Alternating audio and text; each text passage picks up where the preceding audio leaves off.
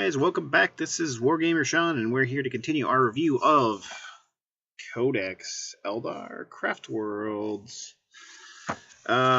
So Harlequins and Eldar were my first army, so it's pretty near and dear to my heart.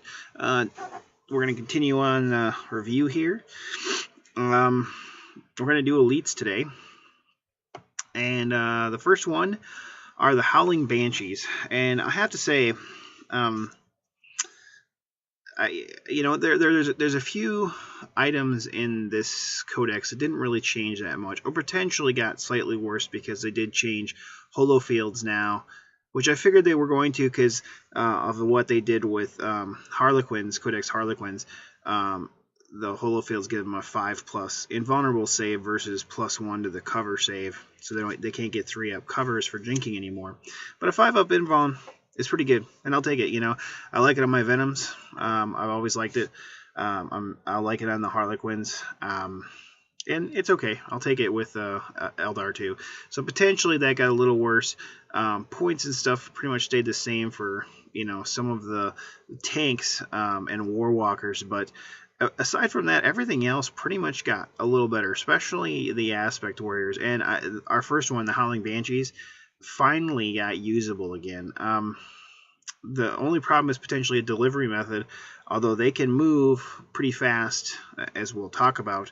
And you can always ally in with your bros, the Dark Eldar, and put them in a raider where it's open top, and so they can jump out of there and assault, which is nice.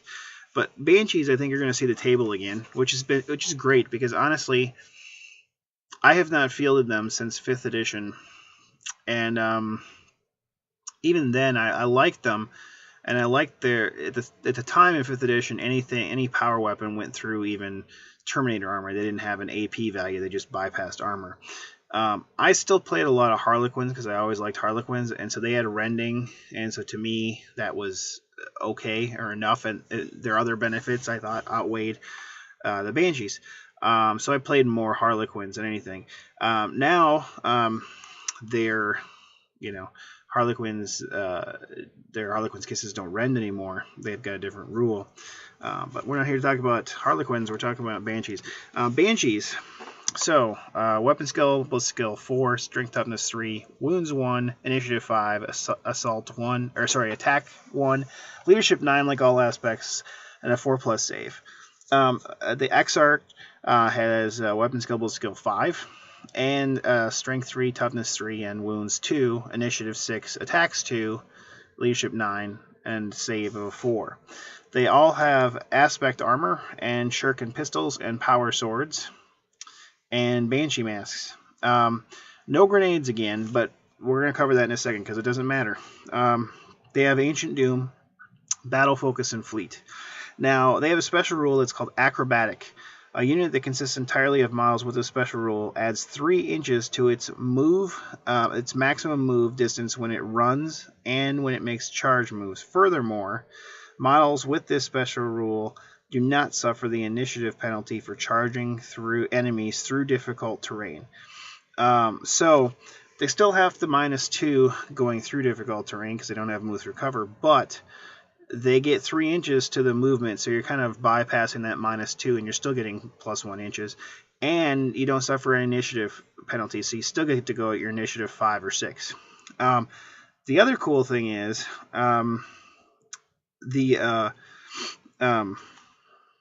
War Shout, which is the Exarch, has enemy units locked in combat with this model that has this special rule, subtract 2 from the leadership. So when you're fighting, you're automatically going to be at -2 leadership. If you take Jane Czar, she's -4. Now the Banshee Mask is the other big thing, and I'm going to go to the page just to make sure I don't read it wrong, but I'm pretty sure. Okay, Banshee Mask. A model equipped with a Banshee Mask causes fear, so they have to take a fear test. Now, Space Marines don't care, but a lot of other things do, and don't forget fear. It's an important one to have people test for, because if they fail it, their weapon skill 1, ballistic skill 1. So when they're fighting in close combat, you're hitting on 3s guaranteed, but they're probably going to be hitting on 5s, which is awesome because it's harder to kill your Banshees because they're still pretty squishy. Here's the real kicker, though. So not only do they get to ignore the penalty, or sorry, the penalty to initiative when going through difficult terrain. Here's the awesome thing. Models with Banshee Mass. In addition, the models that you're attacking cannot fire Overwatch against units that contain at least one model equipped with a Banshee Mask. Not only is this cool for Banshees, it's really cool for your Otark. I mean, kind of no-brainer to put the Banshee Mask on him, because whoever he joins, they can't fire Overwatch when he charges, so that's really awesome.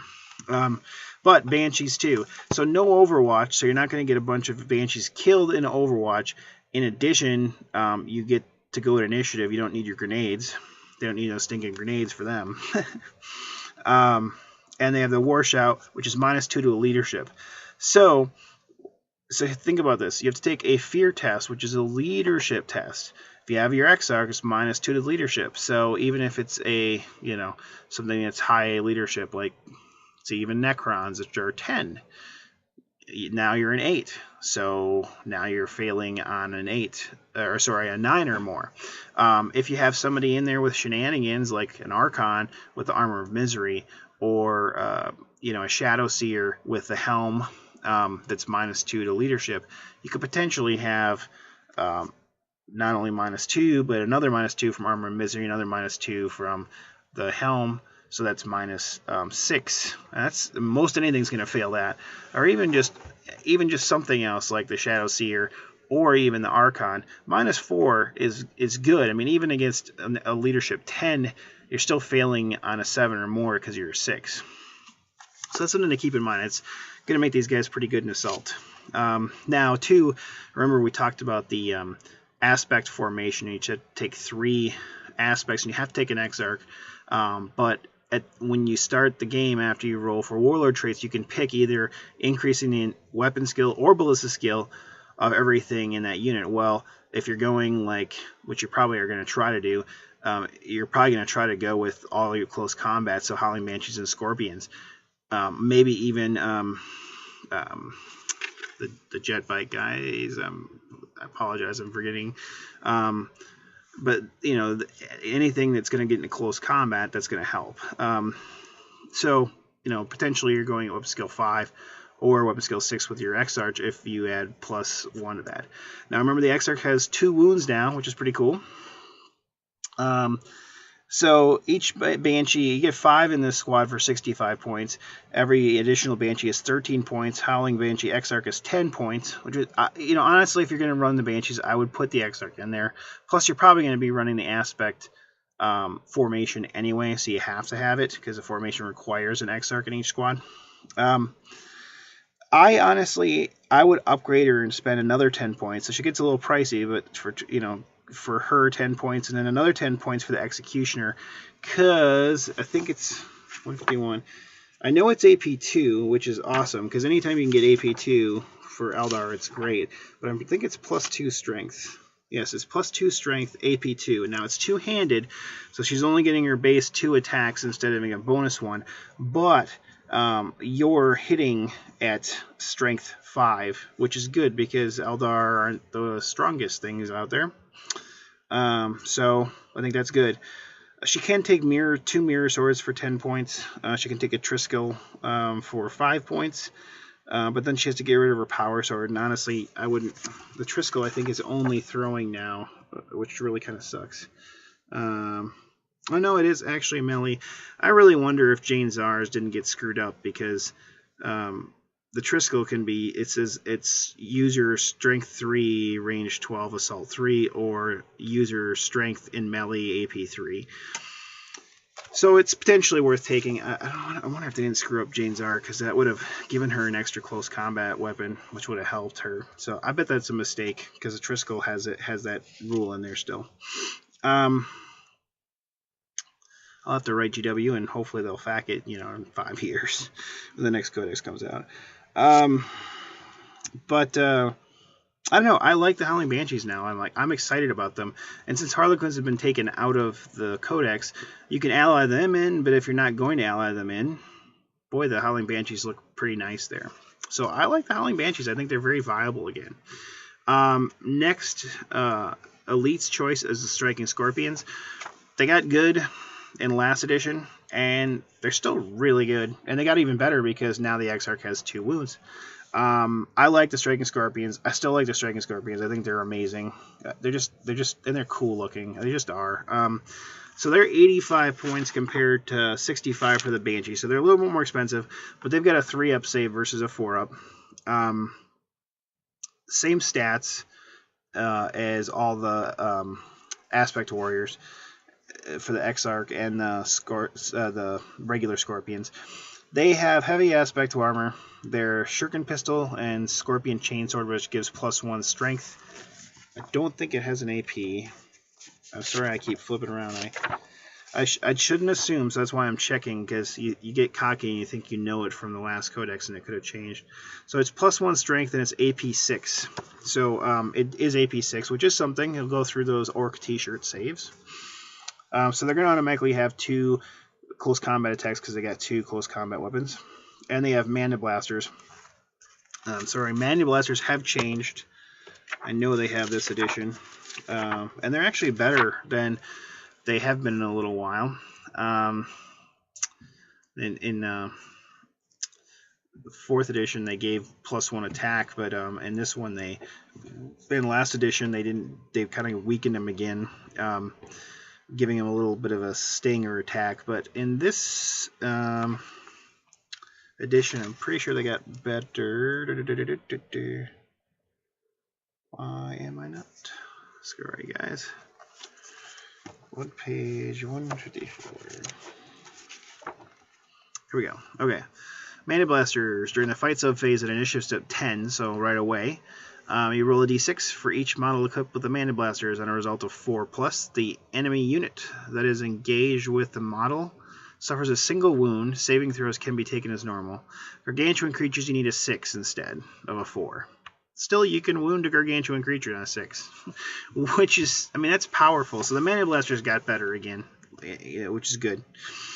And that's every turn. It's not just when you assault. It used to be just on the initial assault. So it's better, which makes Scorpions even better. They have Ancient Doom, Battle Focus, Fleet, Infiltrate, Move Through Cover, and Stealth. Which Move Through Cover is nice because when you're charging, you don't suffer the -2 penalty for charging. And they have Plasma Grenades, so they don't care about the effect on the initiative because they're not affected. And Stealth is nice because you get +1 to cover. With Infiltrate, it's nice because if you infiltrate, you're not going to be assaulting that first turn. Want to use that Stealth. They all have Shadow Strike, which is a little different than previous incarnations. It used to be a special ability. Now, if a unit consists entirely of models with this special rule and they infiltrate, it has a Shrouded special rule. If the unit shoots, including Overwatch, or fights in combat, it loses the Shrouded special rule. So basically, when you infiltrate, you've got Stealth and Shrouded. So basically, you're in any kind of area, terrain, or woods, which is a 5-up cover. You now have a 2+ cover, which is amazing. It's good. Now the Exarch has Stalker. And in the first round of a challenge, this model makes +1 bonus attack for each point that its initiative is higher than the opponent's initiative characteristics. That's like that's the first round of combat only, but it's like Lilith Hesperex's old ability. She used to get an extra attack for every initiative difference that she had compared to somebody else, which she was like 9. She was like amazing. But this is just the first round, so it's kind of they took it away from Lilith, but they kind of gave it to the Scorpions, which it's a nice bonus. Now he's initiative 6, so he a lot of things are going to be less than him, and most things on average are 4. So he's going to get potentially 2 extra attacks in addition to his 3 base attacks because he's got 2 base and then 2 close combat weapons. And on the charge, so he's got 3 there and 1 for the charge, so 4, and +2 more, so he's going to have 6 attacks on the charge. And if you're running Scorpions, you're probably going to run an Exarch. And if you're like me, at least I would almost always give him the Scorpion's Claw. Now that got a little bit more expensive this edition. It's 30 points. I'm pretty sure it did. Let me get the old book. I will grab it. I'm pretty sure it got more expensive though.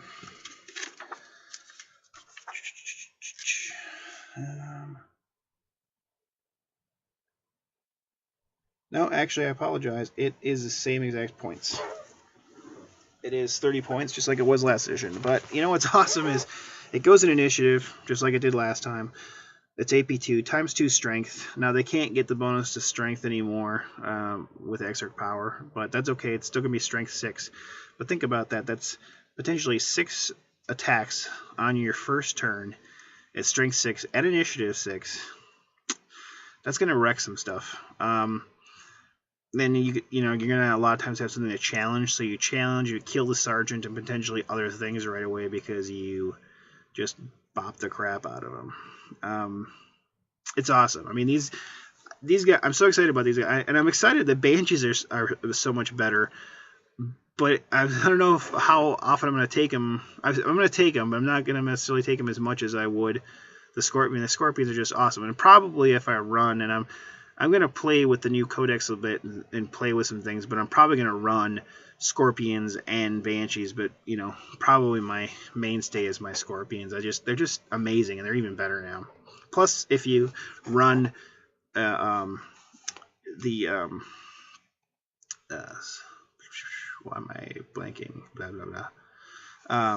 Basically, that formation, the aspect formation, they're going to give them +1 weapon skill. I mean, they're just going to be amazing in close combat because they're going to hang most things on 3s, just the regular guys.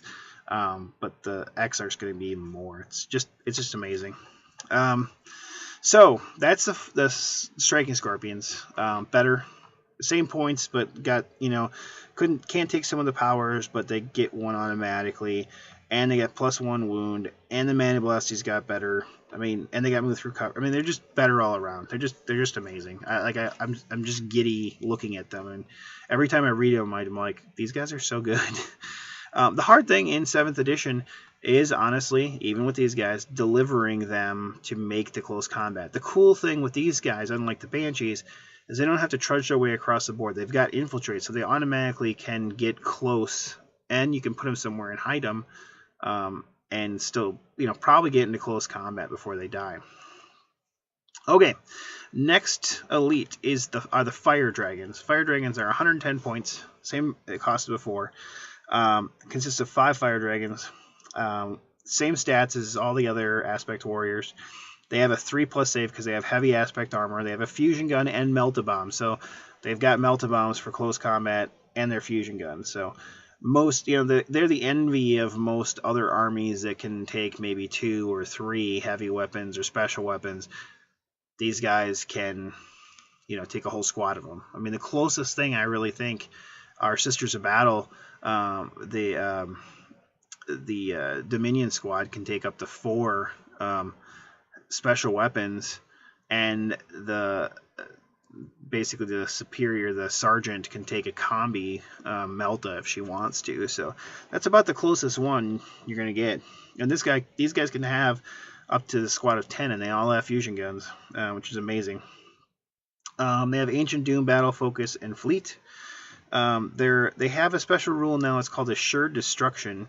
And models with a special rule add +1 modifier when rolling on the vehicle damage table. So not only they basically melt us, they're AP1, so they're adding +2 to the chart anyway. Now they're adding another 1. So basically on a 4, 5, or 6, they're blowing something up. Or with a super heavy super heavy vehicle or walker, they're doing D3 extra hull points to it. Still pretty amazing. I mean, a squad's probably going to blow things up. If you get an Exarch, which I think, honestly, you're probably going to run the Aspect squad again, so you want that, and they're going to be +1 weapon skill, so they're hitting on 2s, and the Exarch is hitting on 2s, and he gets to reroll for a 6, because he'll be weapon skill, or ballistic skill 6. He's going to have Crack Shot, which is different than last time. He used to ignore cover. This one is you can reroll 1 failed 2 hit or 2 wound roll or armor penetration roll per turn. it's only the Exarch, and so if you really need a hit to go and it's critical and he misses, you could choose to, you can't reroll a reroll. So basically, if you really want to hit and you don't want to rely on that 6-up, then I'd probably use a reroll just to make sure he hits. But if you can, which most of the time you're going to hit because you're hitting on a 2-up, I would use that reroll to make sure, dang sure, that I pen. Because I've certainly, unfortunately, you get 2d6. There's still a chance that you might not. And there's some things that have ceramite armor. So some of the time it's going to be nice to have that reroll because you might not get to add 2d6. So, and an added bonus. And he's got 2 wounds, of course, like all the Exarchs do. He's 10 points for the upgrade. Fire Dragons are 22 points a model. Most of the time, I think you're going to be running 5-man squads, maybe 6.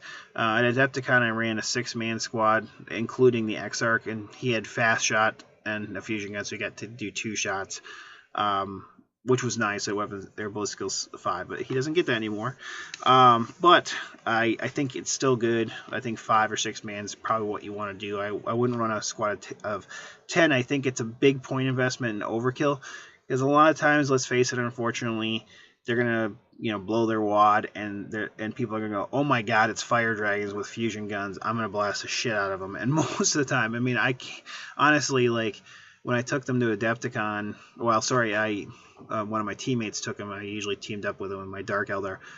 Most of the time they died after they did what they did, because they usually killed something and then they got blasted. I can't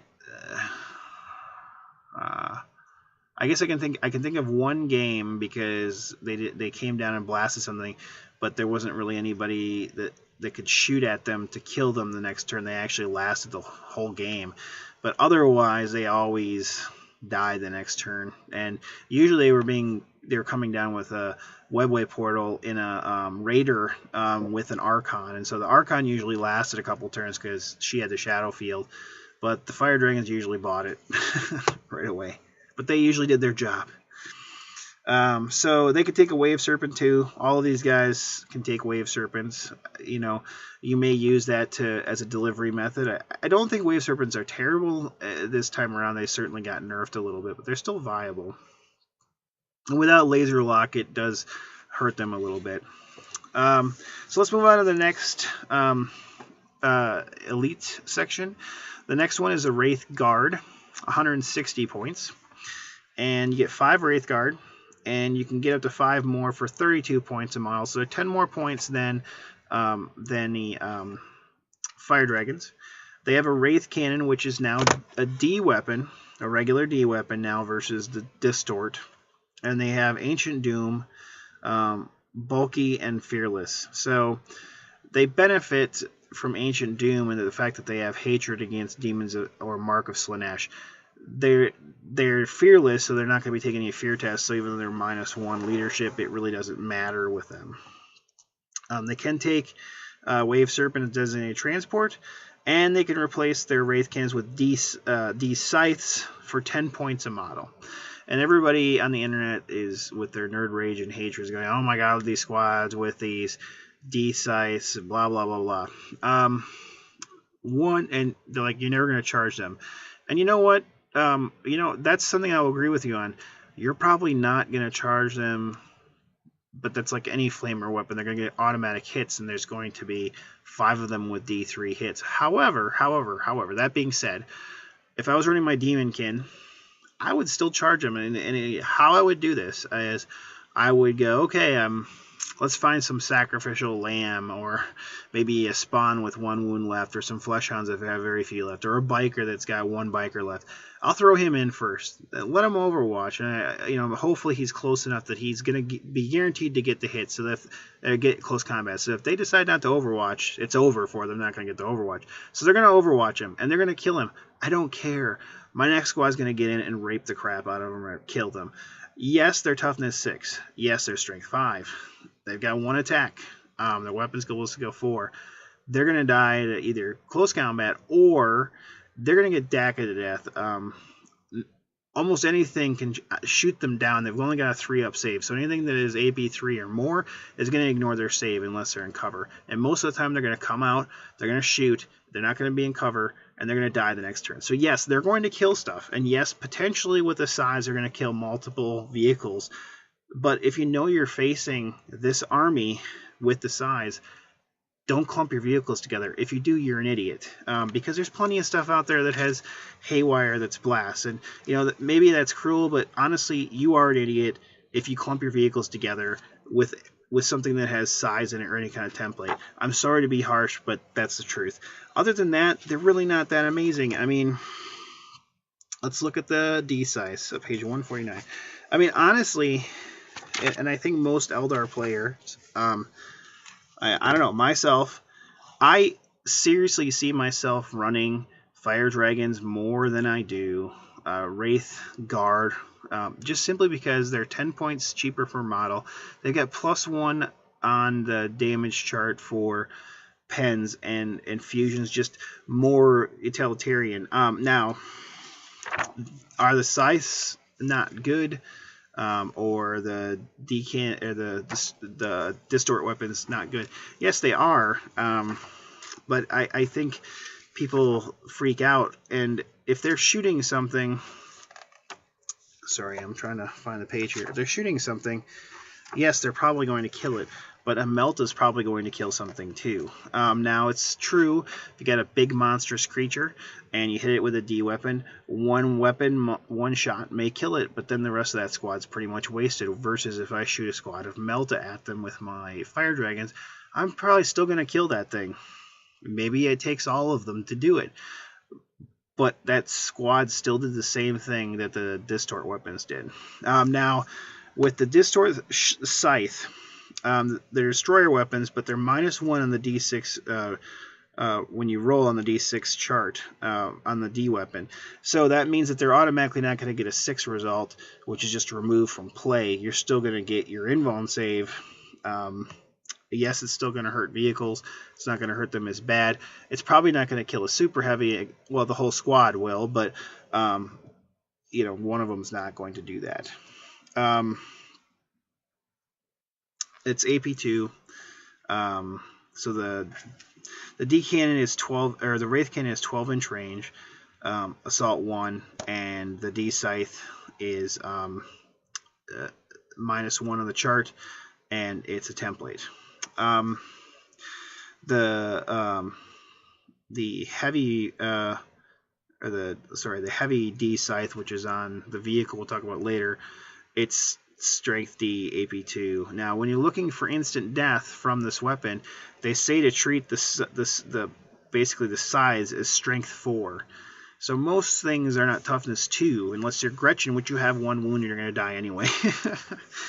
So once again, the size aren't really the things that I would worry about. As an Eldar player, most people probably aren't going to run the size, because not only now are you spending 160 points for a 5-man squad, you're spending 50 points more, so you're spending 210 points for a 5-man squad that's probably going to just die to something right away. And yeah, it sounds cool on paper, but remember, they got to get out of their vehicle, and all of them have to be able to shoot something with their template, which isn't necessarily the easiest thing to do, and they have to make it across the field, or come across the field in a wave serpent, which you can kill before it gets there, or to you, and they're not fast. So, honestly, I think the Fire Dragons have more of a role. Here's the other thing, I like to use my Dark Eldar to drop things in with a webway portal in a vehicle to keep them safe for maybe a turn or maybe a round of shooting, or like one volley of shooting.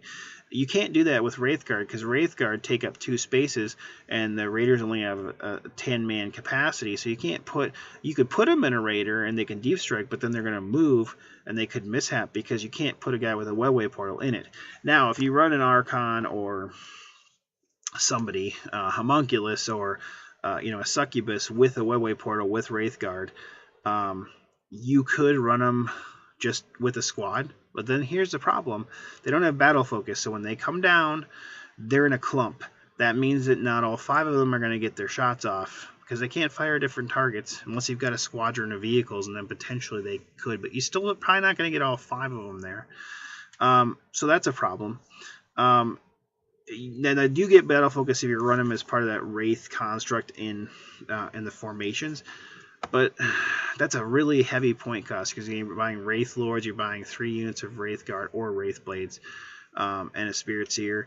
It's going to be hard to fit Eldar or Dark Eldar in there too. You could do it, but you're not going to be super competitive then because you're lacking other things. You kind of, everybody's looking at these things in a void of a single model, but you got to play a whole army, and if you have too many points in these guys, the other army that's facing is just going to dagger them to death before they get close. So I really don't think it's the end of the world. That's my opinion. And I don't think you'll see them as much. I really honestly don't. I built a squad of 5 scythes from the last edition, and I think I never ran them in a tournament, and I think I ran them in 1 casual game.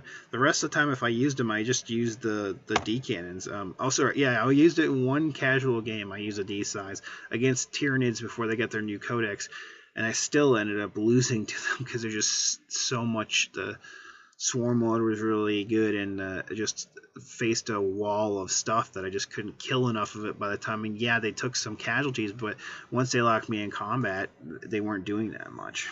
So, the next one's the Wraith Blades. They're 150 points, and they're 30 points a model versus 32, so they're a little cheaper. Weapon skill was skill 4, strength 5, toughness 6, wounds 1, initiative 4, attacks 1, leadership 10, 3+ save. They come with 2 ghost swords. They're Ancient Doom, Bulky, Fearless, and Rage. So at least they got Rage this time, which is better, thank God. I mean, that helps them on the charge if they get the charge off. With the Wraith Blades, I think, honestly, if you're going to invest in Wraith Blades, you're probably going to run that formation with a bunch of Wraiths because you really want that battle focus. I think you really kind of need it to get them across the field and help them. That's the Wraith Host. And that comes with, they get... let's see. They get to re-roll failed to hit rolls, anything within 18 inches of the Spirit Seer from the formation, and they have battle focus. I mean, that's good. I think that's the way you'd run them. Honestly, I don't see them run too much. I built a squad of them. I ran them in a couple casual games when the Codex first came out, and they're just not that good, and they just die too easily. And now they can't be troops now like you used to be able to if you took a Spirit Seer.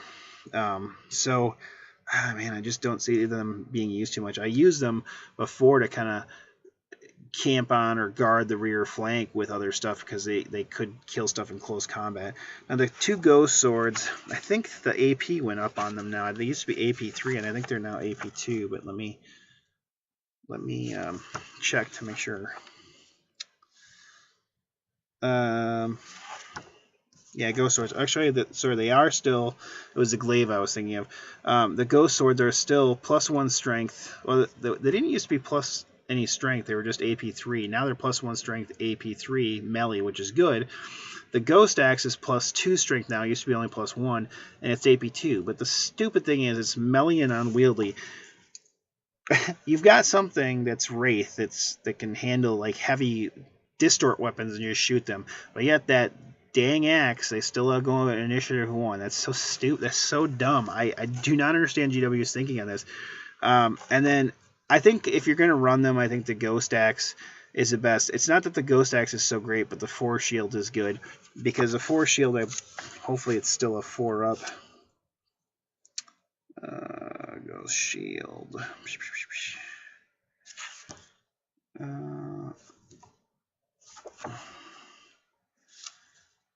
Oh, sorry, it's now just termed as a Force Shield. So it's a 4-up save. And that helps keep them alive, especially in close combat, because they still only have 1 attack. Now, the 2 Ghost Swords give them 2 attacks, but really, I mean, God. If you're taking the 2 Ghost Swords and it's AP3, man, I'd be running Banshees all day long instead of these guys, and they're a hell of a lot cheaper, and you can do a hell of a lot more with them. Yes, they're not as strong because they're Strength 3 versus toughness or Strength 5 with these guys, and these guys are Toughness 6, so they're gonna hang in there. But I mean, I guess maybe they're more of a tie-up or distraction squad. Honestly, they're just not that good in close combat. I still don't see them being taken that much, to be honest with you. Anyway, I've gone on long enough, but that is the elite choices that we have for the new Codex Eldar Craftworlds. The next section will be fast attack, and we'll go through those. And cover that. But hopefully you're enjoying the talks. If you've got comments, please leave them below. I'm trying to get to 500 subscribers by the end of the year, so I'd love it for you to subscribe if you're interested and you like the video. If you got comments, you agree with me, disagree with me, let me know. Write in the chats down below here. Let me know. I'm open to suggestion. I'm open to hearing input. I'm always open to changing my mind, especially as I have more experience. And if you've had experience with them, let me know. I would be, curious to know. So take care, and until next time, keep on wargaming. Goodbye. Goodbye. Goodbye. Goodbye. Goodbye. Bye-bye. Goodbye. See ya. Bye for now. Bye for now. Goodbye. I like bottoms.